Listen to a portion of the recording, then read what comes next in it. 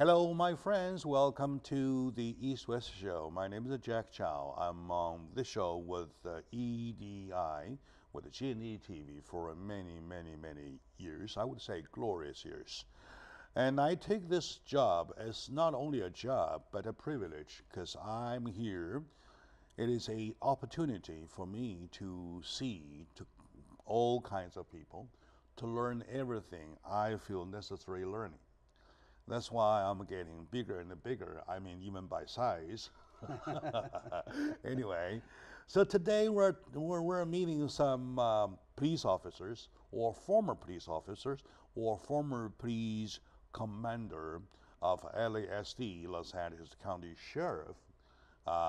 Today I'm joined by a good friend of mine, a brother kind of mine, Robert Bob Lindsay, the former commander of LASD. Sir, welcome to the show. Thank you so very much for the opportunity, Jack. Very good, very good. So when you're out of your uniform, though, you look very, very kind of like grassrooted. Yes. You sound like my next door neighbor. I could be your next door neighbor. I actually grew up 2 miles from this studio. I see, all right. That's very good. Mr. Lindsay has been with the LASD, Los Angeles County Sheriff Department, for 32 and a half years, if I'm right with numbers. I'm normally very bad with mathematics, but with number 32 and a half, I can remember. That's a lot of years, isn't it? Glorious years, as Glorious you said. years, serving right? the community, just enjoying the department. It's a wonderful department, full of very, very good people, and the policing services are outstanding. All right, very good. So when did you start, and how did you start? I started in 1978, and believe it or not, my wife, I proposed to her, and she said, well, you're in real estate, you're in insurance, you're in all sorts of other businesses. Why don't you think about getting a county service job and helping the community? Oh, wow. Well, So- that's a challenge. And she actually worked for the sheriff's department. She was a secretary there. I see. And so I said, well, let me go take the test. And I took the test for the Los Angeles County Sheriff's Department. And the rest was history. In 1978, I got hired. Oh, my God. Seems like a long time ago. And the question is, so when did you get married? 1979. 1979, all right. That's when she said, you now have insurance. You passed the test, you have the insurance, right? And now let's get married. Yes. Right. From then on, you made step by step all the way to a position of commander. Yes, I did. It took a little bit of time, but I promoted from deputy to training officer, then from training officer to sergeant, then to lieutenant, then to captain, and then to commander. Oh, all the way, all the way, all the way. Just how big is a commander? Give me a description. How many are under a commander, please? Well, the department has about 18,000 people. So if you're a commander, there's only 15 people above you, if that gives you a perspective. It's about something like approximately 1,000. Yeah, so there'd be 17,900 people that have lesser rank. I see. But of course, when it comes to policing and when it comes to people, to me, rank doesn't matter except in. If I was supposed to pick up somebody to be the, LA County Sheriff Chief, so I must be choosing amongst about the 15 of you. Yes. Am I right? That is correct. Okay, very good, very good. Oh, the number comes smaller and smaller, and all the way to a training officer, all the way to that. That's a lot of years. After all, 32 years as well. It's 1/3 of a century already. Yes, in those 32 years, I held about 25 different assignments. I see. So during the past 32 and a half years, oh, by the way, when did you retire? I retired in 2011. However, as soon as I retired, I got another job, which is the Director of Security for all of the Superior Courts in Los Angeles County. I see. In other words, you never left the service industry. Never left. The front line of servicing. Absolutely. Right? Absolutely. And of course, this kind of service is kind of always at a risk of your own. Yes. right? It's I always, take it that way because I really want to think in your own shoes. Right? It's a service, of course. I can be a servant, bringing food to your table. Of course, I can protect you. Sometimes by protecting, I mean I got to put my life in life first. yes, being in That's law, the definition, right? that is absolutely correct. You put your line on the line, and as they say, you run towards the bullets instead of away from them. Oh yes, you're But the you're one. also running towards the community, Yeah, trying of to do the course, best you can for them. In other words, by definition, though, if you have your community behind you, of course, you're the one while running towards the bullet, right? Yeah, that's good. That's a good take. A very good take. Well, the community is so important because you need the community, and it's not just a one-way street. You know, the community doesn't have to embrace just the police officers and or the sheriff's department. The sheriff's department has to embrace the community. You're right. You're right. And sometimes our problem just lies in that area because they take a wrong connotation. They position themselves wrong, so lots of consequences, I mean bad consequences happen. Right? Yeah, unfortunately, I think, and in any profession, whether you're a doctor, a lawyer, it doesn't matter, you're always going to get some people who do the wrong thing. And in law enforcement, when you get a police officer to do the wrong thing, then that reinforces with the community that there's risk sometimes. Of course. However, the majority of all of the police officers are dedicated people who go home at night to their families, to their wives, to their children, to whomever they go home to. And you know what they want to do is just the best job they can do. And they want to go home safely. Of course, of course.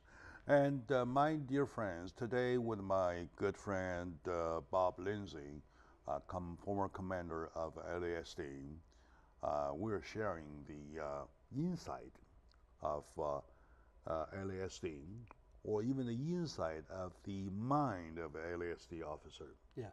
LASD commander, to see how exactly it is to be doing that kind of job.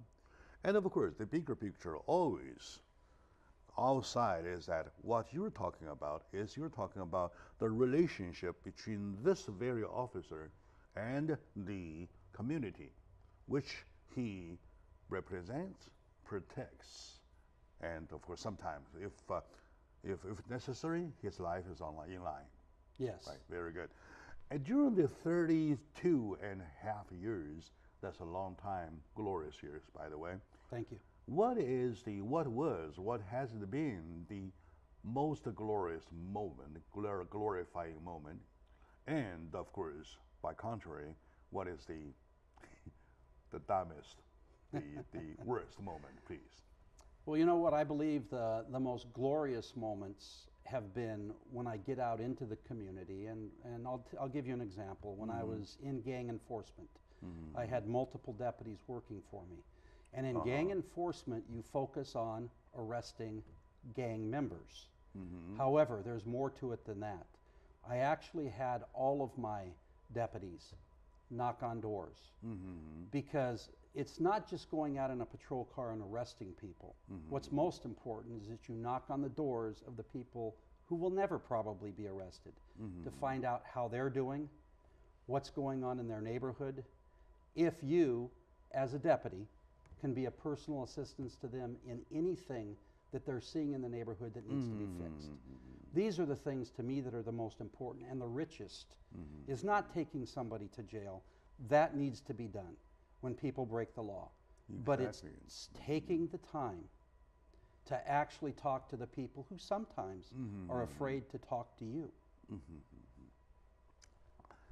That probably hits the nail right on the head. I have a very good friend myself. He's got a nice and slim body, looking very sharp, very handsome. You know what he likes best? Yes. What he likes best is to take a picture with a police uniform, with an arm piece on the belt, doing like that, shooting some pictures. That's his best moment. I know he has the right of mind, the set of mind of admiring police officers, right? What he does is just the outside of the image, not the inside. To the inside, I would say he might not realize it is a quote unquote from you, the service part you're talking about. Jack, you hit the nail right on the head. The service part you're talking about. That's right. You're knocking door to door to deliver the message. What can I do for you? Right? Is there a hole or loopholes? Or something I can help with? Or something my officers can help with? Right? Or there are so many unreported crimes that occur out there.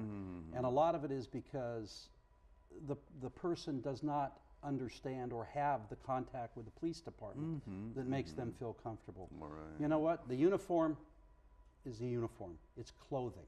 Yes, you're it's right. what's you're right. underneath the clothes, You're right. in the heart, You're right. that makes the police officer. You're right. And that makes the person.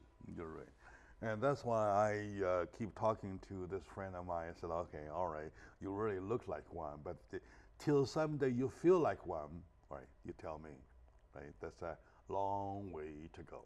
You know, there's nothing like going to a call wherein two people are fighting over a baby. And when you get to that call and you have a mother fighting and a father fighting, and you have to make a determination on what to do. Yes. And you have to look into their hearts. His heart. As Very to hard, yeah. who is it that truly loves that baby?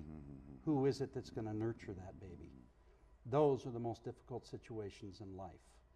When you're called to that and you have to make a decision in 10 minutes, whether to assist the mother keeping the child, the father, or to call an outside entity like DPSS, which we don't like to do if we don't have to. Okay, very good. But those are the life stories that are out there every day. All right, my dear audience. Today I feel that I'm not talking about policing. I'm sitting in class talking about a community, how to communicate with the police department, or police department vice versa, is kind of a two-way street and never one way. With my friend Bob Lindsay, and the former commander of LA. Oh, by the way, who knows? Well, what next be? Oh, by the way, I'm going to ask you when we come back. Anyway, we're having lots of fun talking about it, and yet when we get the philosophy of being an officer of policing, though, the picture seems to be all of a sudden larger than what we think of. So stay with us. We'll be right back, please.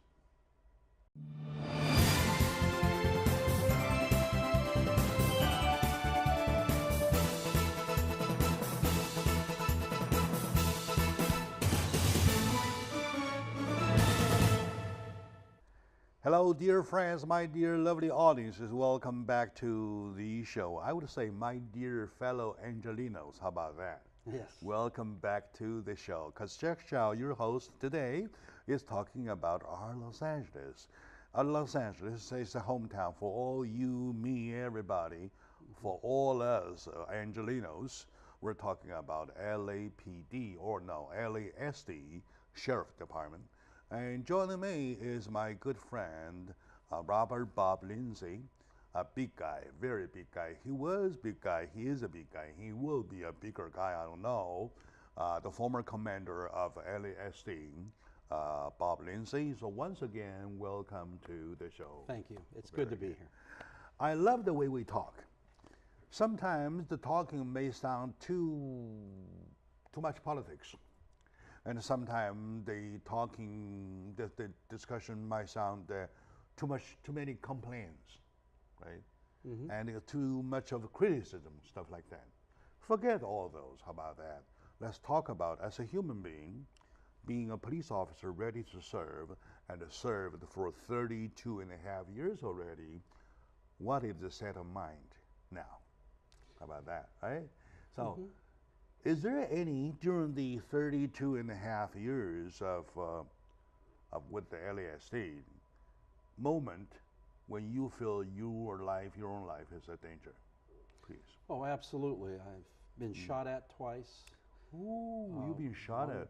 Absolutely. One was actually a drive-by shooting that occurred one street away from us, and when the drive-by shooter got done shooting at that, he came around the corner, saw our police car, and shot at us. And then continued on. It was a very long pursuit, but it ended up, the good guys won that one. You were wounded? No, I was not wounded. Wasn't wounded. Okay, lucky you. All But right, yeah, good, thank good, you, good, thank good, you. But lucky I was you, shot yeah. at, my partner God was bless, shot God at, bless, yes, and the ride-along that we Mm-hmm. had with us that particular night was in harm's way. Yeah. Yeah, so that was one incident. Another incident where I was shot at Mm-hmm. was when we were driving into some apartment complexes, Mm-hmm. and there was somebody on drugs, and they had an assault rifle, Mm-hmm. and they were just shooting out of the trailer. And they were just randomly shooting out their back window, which we didn't know that's what they were doing. But when our car started to pull up, we could hear the literal bullets flying by us. So we actually took the car, ran up on a curb and in towards a house to find cover. You know, as average Joe in the Sioux, they know how bullet fly is only by watching TV or films. Right? You in real life, actual life, you'll never imagine how difficult a moment would be to run into a situation where a bullet flies. It's a very scary situation. Yeah, I would like to act like Superman, but none of us are. When you're faced with that, my son, in fact, is a deputy sheriff. All right. And he was involved in getting shot at, and he literally, while rolling along in the curb, could hear bullets flying by him. And, you know, trying to get on the radio, asking for assistance, letting other officers know there was a man with a gun there shooting at police officers. Any blink of a second, this person could die. Yes. Right? You would have died already. So, with bullets flying like that. Right? So, speaking of that moment, though, at that very moment, what do you feel? You know, do you never feel people say, you know, after all, it is always easy to say, oh, nah, I was so heroic, I didn't feel nothing, right? As a human being, though, at that moment, the specific moment, did you really feeling nothing? You know, I think our training kicks in. Yes, you're scared, but if you've trained properly, then you're going to react. You're going to get out of harm's way. You're going to find cover. You're going to do those things, and when possible, you'll return fire. It's the training that kicks in, and that's why training is so vital. When you talk about training police officers, or you talk about training the community, or you talk about any type of interaction. If I had never been in front of a simulator, which is it's like a movie, and you have bad people and you have good people, some come out with babies, some come out with guns, and you have to react. I see. And so that helps train you for things and situations like I just described. I see. So sometimes when you want to understand a situation, an example might help, might always help. If you would not mind, may I pick up an example to see how you think about it? Sure. Okay. Do you remember or recall about the same time, a little earlier than the same time last year, about New York police officer who in the dark well of a staircase misfired and killed a black guy, remember? No, I don't remember that particular case. I remember the New York police officer. It's a Chinese-American police officer, very green, very new in the business, was on the stairwell search, which is so dark. Yes. And while searching, he came across somebody in the dark. He kind of like misfired. Do you recall that? Remember that? I don't recall it, but I'd be happy to talk about it with you. And there is a big argument in court, and later on he was accused. I mean, he was prosecuted in a most severe way. The punishment, however, kind of like gave him a little way out, or anyway. So if you had been in a position like that, so what would you be thinking of about your own safety? You know what, that's a very good question. And let me say this, when a police officer goes into a situation like that, and I'm not familiar with the situation, but he has zero visibility. He's been given information though. So if he's walking through a dark stairwell and he has been told there's possibly a person with a gun in there. Yes. Or there's a robber in there. That he was told. And you are walking that stairwell, and all of a sudden, with very little visibility, somebody doesn't identify themselves. They just pop out. They do those things. You are at such a stage, especially if they're right near you, that you're going to take positive action. Now, I'm not going to second guess any police officer because I'm not physically there. But I will tell you this, that if somebody popped out, I could understand why he might think that's a person with a gun. That's a person who might do harm to him, and it's even a person who might kill him. And in that situation, everybody has to make their own decision as to what they think they need to do to preserve their life and their partner's lives. Yeah. By simple logic, you have to keep yourself alive to be able to protect other people. Yes. Right? Absolutely. If you get killed on the first spot, so when you are landing on the first spot and then you get killed, you are unable to help. So by instinct, you're supposed to protect yourself. This is very humane. Am I right? That is correct. And not only is it just protecting yourself, then if you're killed or you're down, the suspect can take your gun. All right. They now have another weapon. Yes, all right. All right, this is one of the examples. I just try to use those examples to test your set of mind, where you stand. In this case, well, luckily that you and I share the same stand as you do. In other situations that, do you recall the Fullerton event, the Kelly Thomas, who was beaten by 6 officers, was 3-4 years ago, and a few hours later announced dead. Do you recall that incident? Yes. The guy was a lunatic. So if you happen to be one of them, will you join the fun of beating him?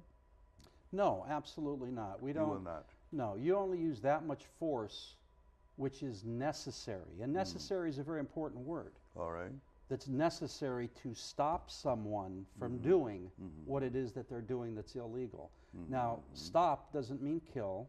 It could, but it doesn't mean that. It means stop them from moving or doing what else they're going to do to you or to somebody else. All right, good.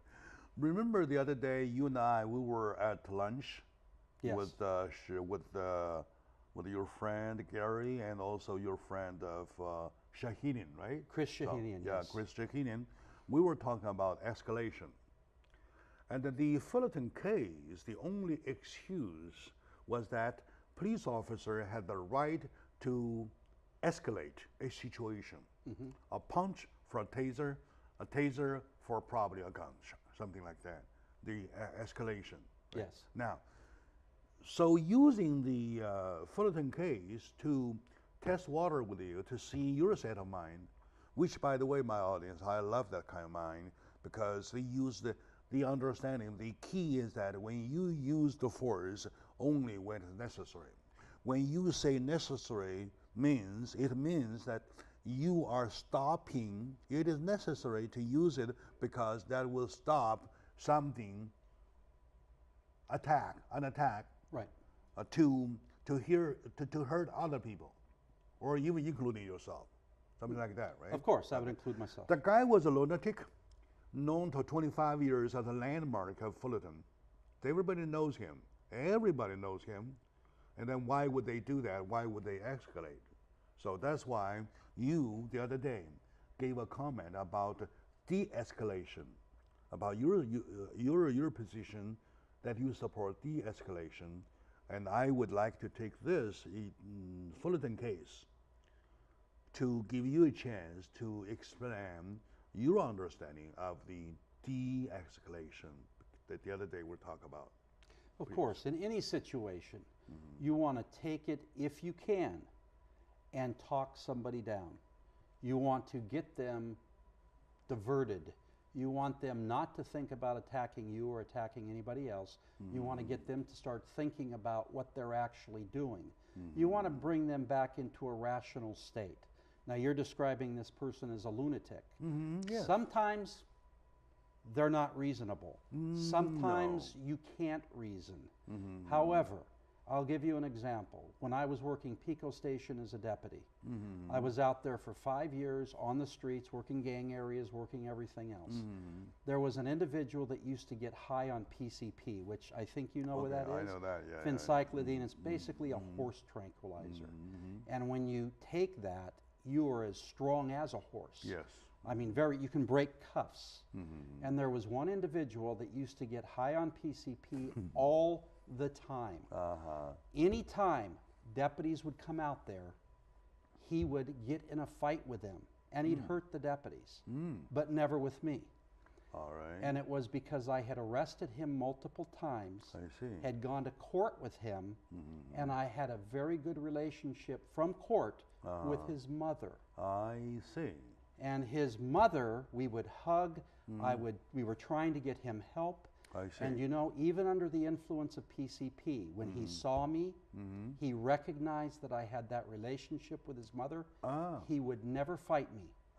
He would never cause me any harm. I see. And so every time he got high, all of the other deputies would call me to come out there. All right. So we could avoid a fight or anybody getting hurt. All right. That's what I talk about de-escalation.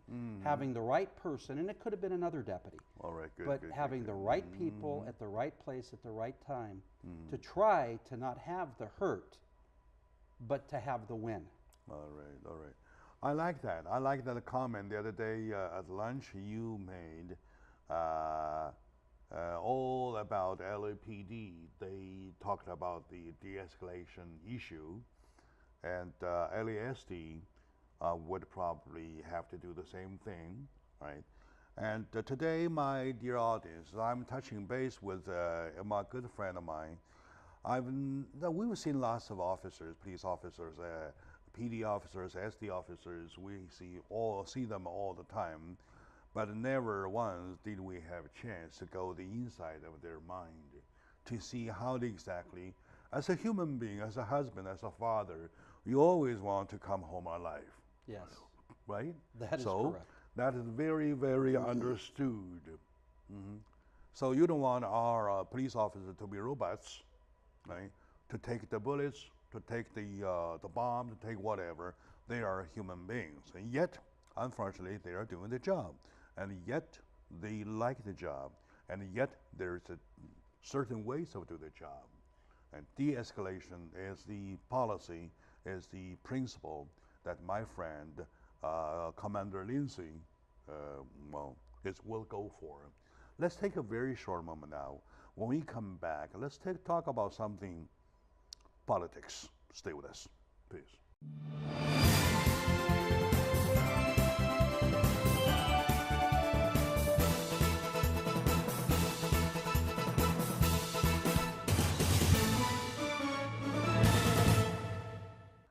Hello, my dear friends, my dear fellow Angelinos. Welcome back to talk about LASD, LA Sheriff Department, LA County Sheriff Department, and policing versus the policing culture.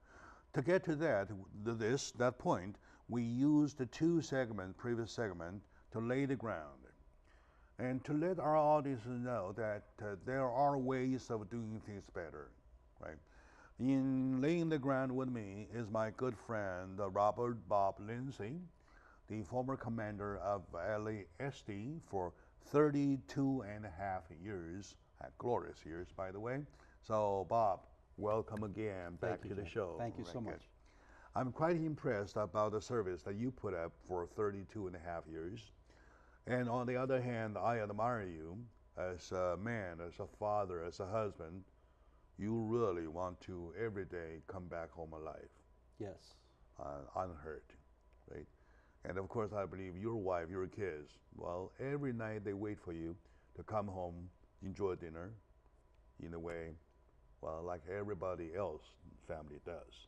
So for that, we have one issue, and for the other, we have a community. And you guys are the paid servants, in a way. So hired officers by taxpayers to protect them. Yes. Now, Here we're talking about automatically a relationship between the two. There is always a logic. Looking back for the past few years, though, there is a lot of controversy in between. Even this morning, I heard from the news, 640, the AM 640, yes, there's comment saying that Central LA or East LA, central part of LA, that area though, in those areas, the communities do not even trust the police department, the PD, at all. So I believe it is a prevailing thing, or at least prevailing, something wrong with the culture, something wrong with the definition. If there is improvement, how, please? I would like to hear that kind of thing from you, please. Absolutely. The Asian community is a very respectful community, hardworking, and what they do. Thank you. You're very welcome. It's a fact. And what they do is they are so used to doing everything correct. When something bad happens, unexpected, they're not quite sure what to do, who to contact. And you know, in 1999, Sheriff Lee Baca put together in June what was known as the Asian Crime Task Force. Are you familiar with that? Yes, I know that. And then now it does not exist anymore. I mean, it's not there. And gone with the wind. It's gone with the wind. Gone with the wind. And then also there was a program called La Casa, which was a outreach to the Asian community. That no longer exists. These are programs that, when in fact you have police officers and Asian police officers literally going out and seeking people in the community to talk with and to understand and to gain understanding. Because until you hear what's going on in the community, you can't fix it. So if you don't have ears, if you're not out there listening and doing that with patience, because let's face it, people are afraid. They're afraid sometimes to talk to police officers. You have to knock that barrier down from the police side to the community, because the community sometimes doesn't know how to get through that barrier. You know, I've had situations where I have called and I've talked to somebody in a police department and they're seemingly rude. And when that happens, you lose hope in that particular department. But that's not fair, because that was an individual. All right. It was an individual maybe having a bad day. All right, could be. Everybody could have a bad day. But that's what's left, the impression that's left with you. And so it's important, yes, we get paid by the taxpayers, for us to always have good days. You know, you talked about family. Yes. My son is a deputy. All right. My daughter Good for him. works at Nordstrom. She's a regional manager there. All right. So you want to talk about customer service, she can tell me things about that. I see. And then my other daughter is a housewife. I have 5 grandkids. Wow. So when I look at my family and my beautiful wife of 38 years, I sit and I have a foundation and a structure. And what I look at is, how would I want to be treated if it was my wife calling, or my daughter calling, or a family member calling? Because everybody deserves that type of respect. So to break down the barriers, I would have to say this. We need programs. We need programs where the community can understand how important they are to us. And that's the truth. Without the community, we can't do our jobs. Very good, very good. And if we should stretch a little bit, we probably want to quote one quotation from Confucius, said that never apply anything to anybody if you don't like it yourself. A very good And quote. to the contrary of it, always apply something that you like to be treated with to somebody else, right? Either way, it's a logic. And you just now mentioned a very important point. That is that you're always thinking about outreach. You're always thinking about communicating. Now, how come those two programs no longer existed, gone with the wind. How come? You'd have to ask the department in its current state. I'm no longer there, but from my perspective, it's a tremendous loss to the community. Now, another word is it a comment? I mean, is it convenient to comment, or you want to choose another day to comment? I think I would have to do more research as to why they eliminated the programs. Very good. I know where you are, yes. Me personally, I would never eliminate those programs. I see. Those programs are the types of programs that need to The Asian grow. Task Force. Yes. And the community approach, let's start with the L thing, right? La Casa. La Casa, yes. Yes. Back then I was a reporter on the field though. I was chasing after these two programs for quite a bit. So that's why I was wondering, for these two wonderful programs, how come they are gone to the wind? Well, see, take for instance, Jack, La Casa. It's a program where you go out and look for community leaders. It could be teachers. It could be doctors. It could be you. Look how much you know about the community. And you pull them together with the sheriff's department and you say, how can we do this better? If we're satisfied with what we're doing now, we shouldn't be. You can always do it better. It's like the same logic when you apply to everything. You always want to work on something all together with people, with a group of people rather than yourself single-handed. That's correct. So you want to motivate people to work for their own benefit. It's an education process. Sometimes the community looks at a situation and they say, why did they do that? That doesn't make any sense. And then when the sheriff's department or any police department can explain, this is why we did that, all of a sudden somebody says, oh my gosh, I didn't think of that. But it's a two-way street.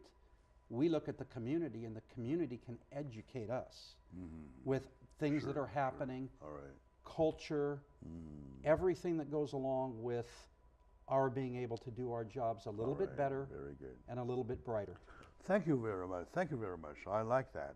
My dear audience, by sharing the thoughts with my good friend Bob Lindsay, the former commander of LASD, I feel that we really have a cure to the situation when we claim the culture, policing culture, getting down, getting south, going south. As a matter of fact, it's the culture that you can push it up north. So absolutely. By doing what? By putting those positive elements together to cultivate into some kind of a uplifting air, right? So, and with him, that we seem to, we seem to look a little further, right? When we come back after this short break, we will share with you something more philosophical rather than practical, see how they come together. So stay with us, please.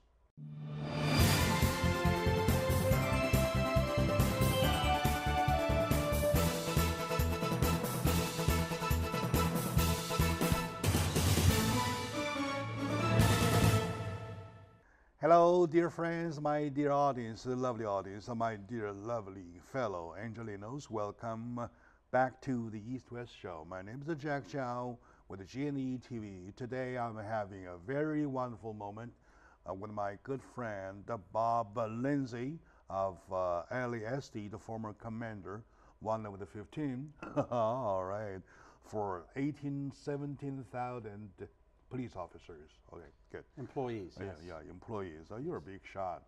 Well, no. Okay, you're a big shot. Okay, we're sharing his concept. As a matter of fact, his concept about policing. From the structure, from deployment, and from everything, we came to a point we're talking about culture. In talking about cultures, you can't prevent yourself talking about philosophy. Okay? The philosophy being that you work for the community because they hire you, yet you are a human being yourself, a husband or wife or whatever, a father or mother of somebody. You have a home to go to, of course, to be alive. Yes. Right? So there's always seems to be contradictory, yet they are never contradictory. If you think as a police officer thing, if a community member think as a police officer thing, so never going to be conflict, right? So by that, you mentioned the Asian Task Force and the La Casa program, which I was following quite a bit when I was back then a reporter.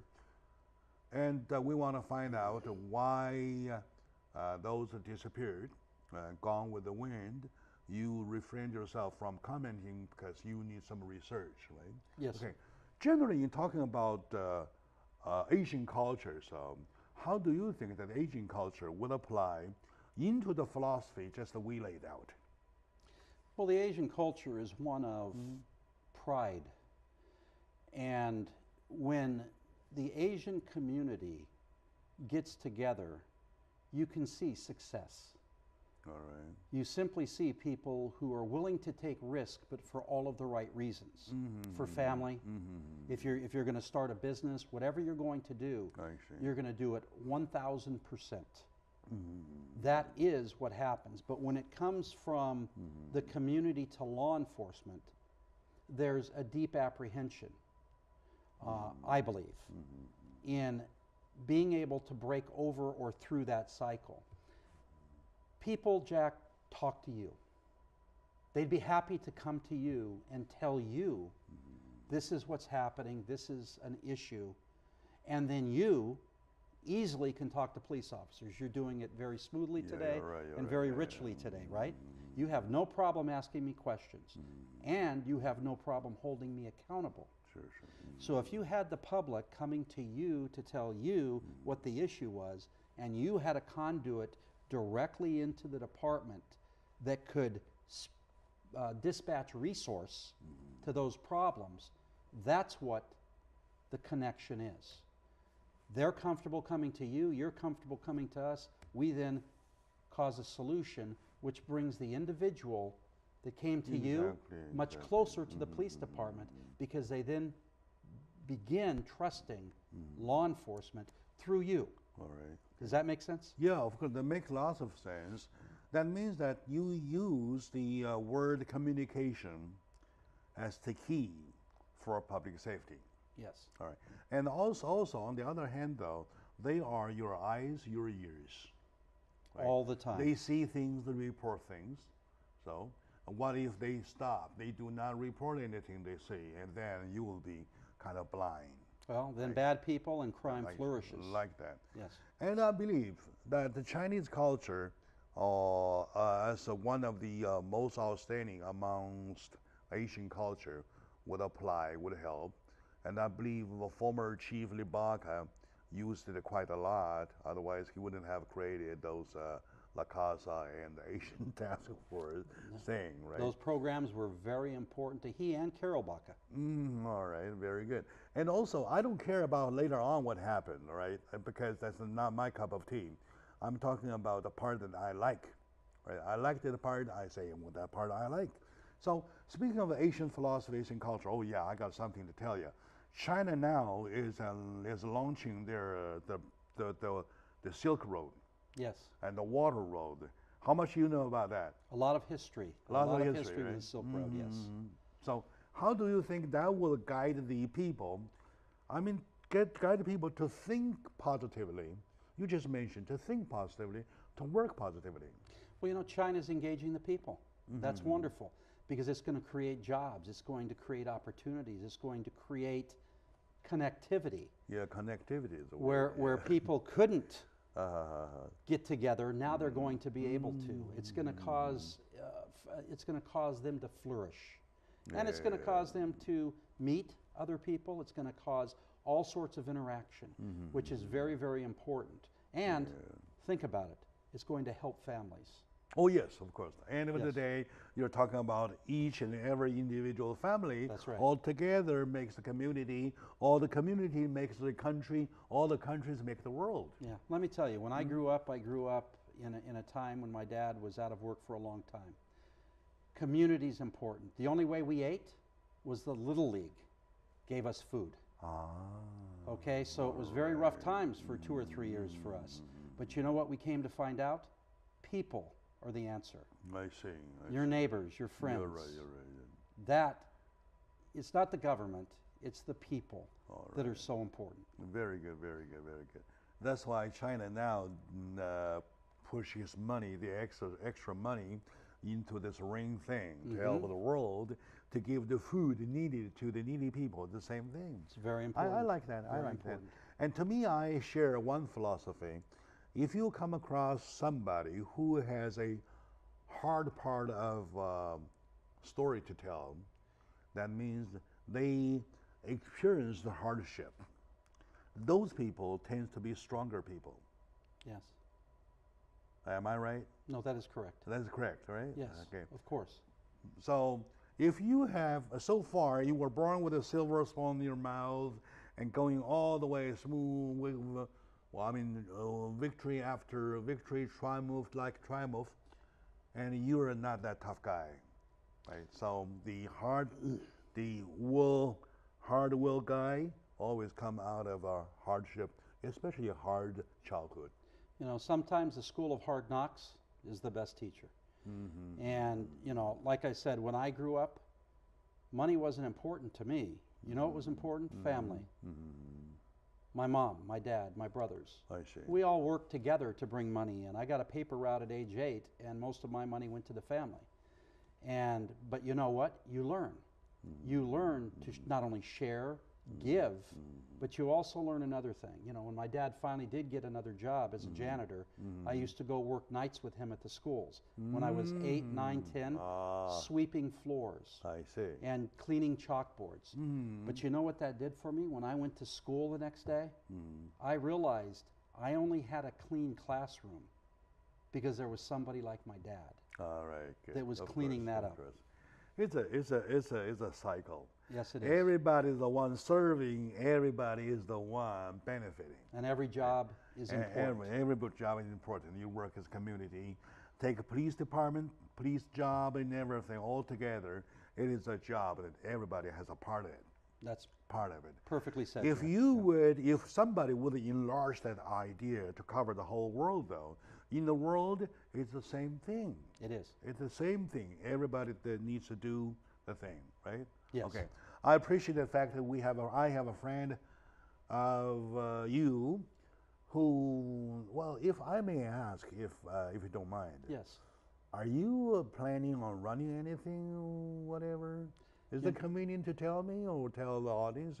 I just want to borrow something. You know, at some point in time, I believe it's important that we have good leaders throughout school boards everywhere. I am contemplating running for office. Oh, you will? Yes, I am. Okay, very good.